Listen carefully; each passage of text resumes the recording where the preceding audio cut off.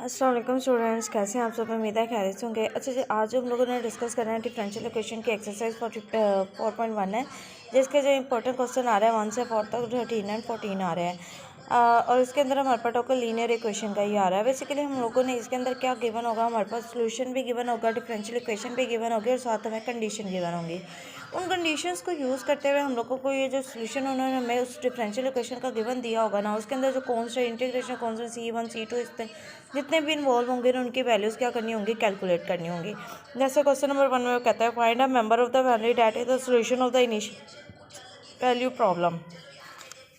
अब यहाँ पे हमारे पास क्या है, ये हमारे पास differential equation y double prime minus pi is equal to 0 और साथ ही वो कहते हैं इसका ये गिवन क्या है, सोल्यूशन भी गिवन है y is equal C1 e raise to power x plus C2 e raise to power minus है।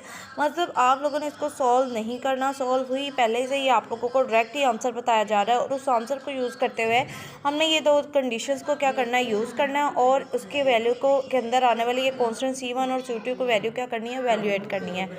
अब जैसे ही पहली हमारे पास कंडीशन है y of 0 is equal to 0, ठीक है। ये सिंपल वाई फंक्शन के अंदर ये जो हमारे पास फंक्शन का जो सोल्यूशन गिवन हुआ है डिफरेंशियल इक्वेशन का, उसके अंदर एक कंडीशन पुट करनी है। फिर एक y prime of 0 is equal to 1 है। y प्राइम का मतलब ये है कि हम लोगों ने डेरिवेटिव लेना है, इसी सोल्यूशन का एक डेरिवेटिव लेने के बाद ये कंडीशन को क्या करना है, उसके अंदर पुट करना है। चलें जी, पहली कंडीशन को पुट करें y of 0 is equal to 0। ये हम लोगों को जो डिफरेंशियल इक्वेशन, ये डिफरेंशियल इक्वेशन का इसके अंदर कोई रोल नहीं, इसका जस्ट हमें साथ ही जो ये सोल्यूशन गिवन है ना, इसको हम लोगों ने यूज़ करना है। ये कहा हुआ है ना, find a member of the that is the solution of the initial value problem. तो इस इनिशियल वैल्यू प्रॉब्लम का इस सोल्यूशन के अंदर ये C1 C2 को बेसिकली वैल्यू निकालनी है। अच्छा जी, अब y is equal to C1 e raise to power x plus C2 e raise to power minus x है। तो जहाँ जहाँ हम लोगों के पास x होगा तो पैरेंथेसिस के अंदर वाला नंबर उसकी जगह पुट करना होता है और इक्वल का जो दूसरी साइड पे नंबर होता है वो हम लोगों ने y की जगह पुट करना होता है। तो मैंने आप लोगों के लिए हेल्प कर दिया है। y ऑफ 0, ये सपोज करें कि ये बेसिकली y ऑफ x की फॉर्म में पड़ा हुआ है, ठीक है। y ऑफ x की फॉर्म में कि इंडिपेंडेंट वेरिएबल x और डिपेंडेंट वेरिएबल y आ रहा है। अब हम लोग जब इसके अंदर कंडीशन पुट करेंगे ना, तो x की जगह हम लोगों ने 0 पुट कर दिया, जहाँ जहाँ x आ रहा था उसकी पावर में हम लोगों ने 0 0 लगा दिया और y ऑफ 0 के जगह हम लोगों ने क्या लगा दिया, 0 लगा दिया। e की पावर 0 जो होती है ना, वो हमारे पास 1 के इक्वल होती है, तो यहाँ से सिर्फ C1 और फिर C2 ही बच जाएंगे। तो एक इक्वेशन बन गई। अब सेकंड इक्वेशन किस तरह से बनानी है, सेकंड कंडीशन जो हमारे साथ गिवन है y prime of 0 is equal to 1 है। हम लोगों ने ये जो हमारे पास y का सोल्यूशन गिवन है ना डिफरेंशियल इक्वेशन का, इसका फर्स्ट डेरिवेटिव ले लेना। तो वो लेंगे y के ऊपर प्राइम लगा देंगे, प्राइम बेसिकली डेरिवेटिव को शो करता है, इज इक्वल लगा देंगे। ई एक्स के रिस्पेक्ट से डेरिवेटिव है तो एक्स पर फंक्शन का derivative same as it is function होता है, तो ये पूरी इक्वेशन ऐसे ही आ जाएगा। C1 e raise to power x मजीद इसकी पावर का डेरिवेटिव होता है, वो क्या बन जाएगा, 1 बन जाएगा। यहाँ पे क्या हो जाएगा, C2 e raise to power minus x ऐसे ही आ जाएंगे। फिर इसकी मजीद पावर का डेरिवेटिव लेंगे तो वो -1 जनरेट कर देगा, जिसकी वजह से ये वाला इसका स्टार्ट का जो साइन होगा वो चेंज हो जाएगा। अब हम लोगों ने ये जो डेरिवेटिव वाला आंसर आया हुआ सोल्यूशन का, वो हम लोगों ने इस कंडीशन, उसके अंदर हम लोगों ने कंडीशन पुट करनी है y prime of 0 is equal to 1। मतलब y प्राइम की जगह हम लोगों ने 0 पुट कर देना है और x जहाँ जहाँ भी होगा हम लोगों ने 1 पुट कर देना है, ठीक हो गया। तो हम लोगों ने क्या किया कि इसके अंदर कंडीशन के अंदर C1 ई रेज टू पर ये जो हम लोग सॉरी एक्स की जगह 1 नहीं पुट करना है, वाई प्राइम की जो वैल्यू होती है वो इक्वल के दूसरी साइड वाला होता है और जो पैरेंथेसिस के अंदर नंबर होता है वो एक्स की जगह पुट करना होता है। तो एक्स की पावर हम लोगों के यहाँ पुट करनी है 0 0, हम लोगों ने पुट कर दिया और वाई प्राइम ऑफ 0 को हम लोगों ने पुट करना है 1, ठीक हो गया। तो हमारे पास कंडीशन इस तरह से बन गई C1 minus C2 is equal to 1। तो दो इक्वेशन जब हमारे पास आ गई, इन दोनों इक्वेशन को आपकी मर्जी से साइमल्टेनियसली सॉल्व करें, कोएफिशिएंट सेम करने से सॉल्व करें, आप लोगों ने C1 और C2 की वैल्यू निकालनी है। तो मैंने किस तरह से किया, पहली इक्वेशन लिखी और सेकंड इक्वेशन लिखी।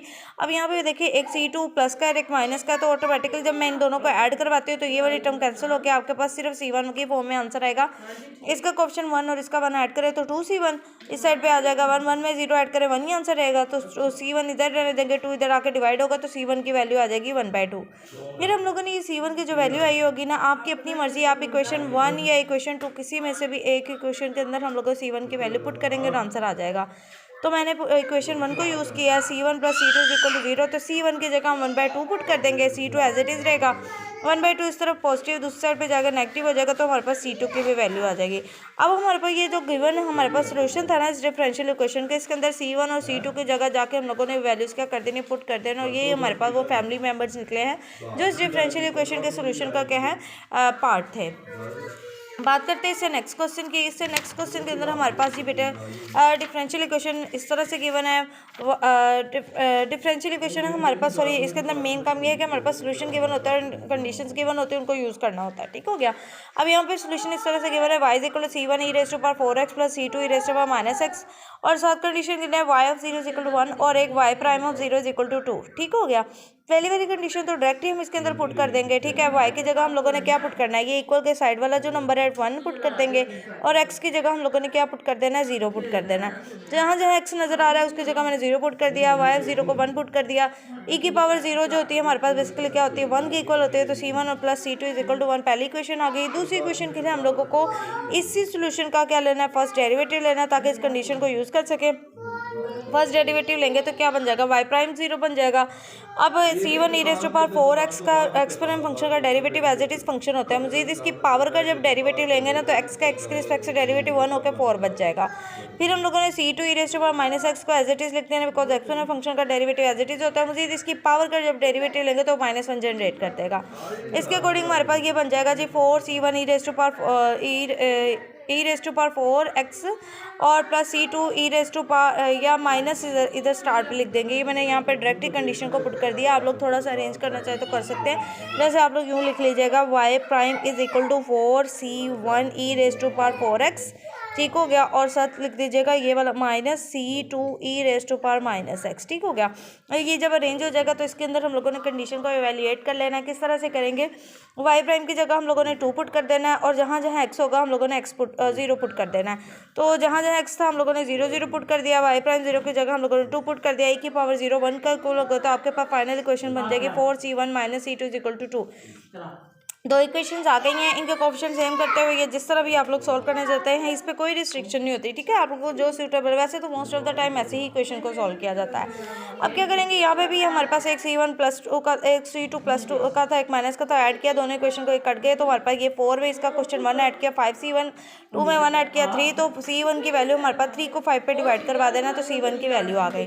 अब c1 की वैल्यू को क्वेश्चन 1 या 2 में से किसी में भी पुट कर देंगे तो हमारे पास c2 की वैल्यू आ जाएगी। तो मैंने इक्वेशन 1 को यूटिलाइज किया है, c1 की जगह मैंने क्या पुट कर दिया, 3/5 को पुट कर दिया, और इसको सिंप्लीफाई किया एलसीएम मेथड से। c2 इधर रहने देंगे, 3/5 इधर प्लस का, दूसरी साइड पे जाकर माइनस का होगा। ये मैंने जस्ट अरेंज करके लिखा है, और इसे कोई कंफ्यूजन नहीं, आप c2 को इधर ही लिखा रहते और ये वाली टर्म भी दूसरी साइड पे, तो फिर भी यही फॉर्मेशन बन रही है। ठीक है, अब यहाँ पे डिनोमिनेटर सेम करने वाला प्रोसेस भी आप लोग यूज़ कर सकते हैं। इसके नीचे कुछ नहीं होता, 1 होता है, 1 को 5 से मल्टीप्लाई ऊपर भी और नीचे भी करवा देंगे ताकि डिनोमिनेटर सेम हो जाए। 5 डिनोमिनेटर सेम होकर उसको 1 टाइम लिख के 5 - 3 करेंगे तो आपके पास क्या बचा है, 2/5। तो c1 और c2 की जो वैल्यूज़ आई होंगी वो आप लोगों ने फाइनल ये जो हमारे पास सोल्यूशन क्वेश्चन के अंदर गिवन होगा उसकी जगह हम लोगों ने क्या कर देना, पुट कर देना c1 और c2 की जगह वैल्यू। बात करते हैं जी क्वेश्चन नंबर 4 की। क्वेश्चन नंबर 4 के अंदर आप लोगों को क्वेश्चन नंबर 3 मैंने इसलिए स्किप किया, आप लोग उसके आराम से सॉल्व कर सकते हैं। सेम यही है कि आप लोगों ने कंडीशन को यूटिलाइज करना है। ठीक है, अब हमारे पास सोल्यूशन इस तरह से गिवन है, y is equal to c1 plus c2 cos of x plus c3 sin of x, y of pi is equal 0 और y prime of pi is equal to 2। अच्छा जी, इसी तरह हम लोग बात करेंगे अगर क्वेश्चन नंबर 4 की, तो क्वेश्चन नंबर 4 के अंदर हमारे पास सोल्यूशन इस तरह से गिवन है, y is equal c1 plus c2 cos of x plus c3 sin of x, और condition y of pi is equal to 0 और y prime of pi is equal to 2 है। ठीक है, और साथ एक डबल डेरिवेटिव का कंडीशन भी हमारे पास गिवन है, y double prime pi is equal to -1 है। अब सबसे पहले हम लोगों ने क्या करनी है, अपने y of pi is equal to 0 वाली पहली कंडीशन को इसके अंदर पुट करना है। अब कैसे पुट करेंगे, हम लोगों ने y की जगह हम लोगों ने 0 पुट करना है, और x की जगह हम लोगों ने क्या पुट करना है, पाई पुट करना है। ठीक है, तो y की जगह हम लोगों ने क्या पुट कर दिया, 0 पुट कर दिया है। ठीक है, और c1 एज इट इज़ रहा, c2 भी रहा, जहाँ जहाँ एक्सिस के एंगल में आ रहा है ना साइन और कोस के, वहाँ पे हम लोगों ने पाई पुट करना है। ठीक है, ये मैंने c2 cos of pi plus c3 sine of pi लिख दिया। अब कोस पाई और साइन पाई हमारे पास कैलकुलेटर मौजूद है, उसके ऊपर आप लोगों ने वैल्यूज़ देख लेनी, वो आप लोगों को इजीली मिल जाएगी। अब ये जो कोस पाई बेसिकली 180 का एंगल होता है, 180 पे जो कोस की वैल्यू होती है वो हमारे पास -1 होती है, तो ये हमारे पास c2 रह जाएगा, और साइन पाई पे क्या हो जाता है, 0 हो जाता है, तो इसलिए 0 से c3 को मल्टीप्लाई करेंगे तो ये टर्म वैसे ही वैनिश हो जाएगा। आपके पास इक्वेशन बन जाएगी c1 - c2 is equal to 0। अब इसकी सेकंड कंडीशन को यूज़ करने के लिए हम लोगों को क्या करना पड़ेगा, इसका फर्स्ट डेरिवेटिव इसी सोल्यूशन का लेना पड़ेगा, और फिर थर्ड कंडीशन ये y डबल प्राइम वाली पुट करने के लिए इसका सेकंड डेरिवेटिव लेना पड़ेगा। पहले इसका फर्स्ट डेरिवेटिव ले लेते हैं। फर्स्ट डेरिवेटिव में हमारे पास वाई प्राइम रह जाएगा, c1 कांस्टेंट का क्या बन जाएगा, 0 बन जाएगा। कॉज ऑफ एक्स का डेरिवेटिव होता है माइनस साइन ऑफ एक्स हो जाता है, और साइन ऑफ एक्स का डेरिवेटिव होता है कॉज ऑफ एक्स हो जाता है। c3 और c2 साथ एज इट इज रहेंगे। अब हम लोगों ने कंडीशन को पुट करना है, पाई पुट कर देना एक्स की जगह, और वाई प्राइम का जो आंसर आया हुआ है वो 2 है। अच्छा जी, पहली कंडीशन जब हम लोगों ने इसके अंदर पुट कर दी थी, अब सेकेंड कंडीशन डेरिवेटिव ले रहे थे। डेरिवेटिव लेते हुए तो फर्स्ट डेरिवेटिव हमारा किस तरह आ जाएगा, वाई ऐसे ही रहेगा, वाई प्राइम आ जाएगा, c1 कांस्टेंट इसका डेरिवेटिव 0 हो जाएगा। कॉज ऑफ एक्स का डेरिवेटिव तो हमारे पास क्या आ जाएगा, इसका जब सेकेंड डेरिवेटिव लेना ना, तो जो हम लोगों ने ये जो फर्स्ट डेरिवेटिव ले लेंगे तो हमारे पास कॉज ऑफ एक्स का derivative minus sine of x आ जाएगा, और साइन ऑफ एक्स का डेरिवेटिव कॉज ऑफ एक्स आ जाएगा। और फिर हम लोगों ने पहली कंडीशन जो y prime of pi is equal to 2 इसके अंदर पुट करनी, पाई हम लोगों ने एक्स की जगह और वाई प्राइम की जगह हम लोगों ने 2 पुट कर देना, हमारे पास ये इक्वेशन की फॉर्म बन जाएगी। तो c3 की यहाँ से वैल्यू निकल आएगी -2। ठीक हो गया। अब हम लोगों ने निकालनी है थर्ड कंडीशन को यूज़ करना है, तो क्या करेंगे, इसका हम लोग ने थर्ड डेरिवेटिव जो सेकेंड डेरिवेटिव लेना है, फर्स्ट डेरिवेटिव जो लेके रखा होगा ना, उसी का हम लोगों ने सेकंड डेरिवेटिव अप्लाई कर देना है। तो ये -c2 साइन ऑफ एक्स है ना, तो इसका जब को साइन ऑफ एक्स को दोबारा से डेरिवेटिव लेंगे कॉज ऑफ एक्स आ जाएगा, और इस माइनस का जैसे ये साथ माइनस आ जाएगा। कॉज ऑफ एक्स का derivative minus sine of x है, c3 minus sine of x बन जाएगा। दोबारा से थर्ड कंडीशन को यूज़ करेंगे, एक्स की जगह पाई और वाई डबल प्राइम की जगह -1 पुट कर देंगे, तो हमारे पास कंडीशन की ये c2 की वैल्यू आ जाएगी, c3 की वैल्यू है, c2 की भी वैल्यू है। अब हम आराम से इस इक्वेशन के अंदर अगर c2 की वैल्यू पुट कर देते हैं तो हमारे पास इजीली क्या आ जाएगी, c1 की वैल्यू आ जाएगी। तो हमारे पास c2 की वैल्यू -2, c3 की वैल्यू -2, c2 की वैल्यू -1 और c1 की वैल्यू हमारे पास क्या आ गई है, 1 आ गई है। अब हम लोगों ने ये जो c1 c2 c3 की वैल्यू आई होंगी, ये जो हमारे पास फाइनल सोल्यूशन की बनता है, इसके अंदर जाके क्या कर देनी है, पुट कर देनी है, और हमारे पास फाइनल आंसर बन जाएगा। इस तरह में बेटा आप लोगों ने इसके क्वेश्चन नंबर 13 और 14 को भी क्या कर लेना है, सॉल्व कर लेना है। क्वेश्चन नंबर 13 के अंदर हमारे पास इस तरह से है, y = c1 e raised to power cos of x plus c2 e raised to power x sin of x। अब यहाँ पे दो फंक्शन प्रोडक्ट के अंदर आ गए हैं, ठीक हो गया। इन पे कंडीशन अप्लाई करना है। हमारे पास इसमें भी दो तरह से कंडीशन गिवन है, y of 0 = 1 और y प्राइम ऑफ पाई = 0। मतलब हमें फर्स्ट डेरिवेटिव भी चाहिए इसका, तो हम लोगों ने इस दफ़ा क्या किया, पहले फर्स्ट डेरिवेटिव इसका लेकर रख लिया ताकि बाद में कंडीशन लगाना आसान हो जाए। फर्स्ट डेरिवेटिव जब लेंगे तो यहाँ पर ये याद रखना है, आप लोग एक्सपोनेंट और कोस दो अलग अलग फंक्शन है जो प्रोडक्ट में आ रहे हैं। डेरिवेटिव लेते हुए जो फंक्शन प्रोडक्ट में आते हैं उनको क्या करते हैं, प्रोडक्ट रूल सॉल्व करते हैं। First function as it is रहेगा, derivative second function cos of x का derivative minus sine of x बन जाएगा, प्लस अब second function cos of x as it is रहेगा, और derivative first function e of x का exponent function derivative as it is रहता है। Same यही रूल इस पे अप्लाई करेंगे।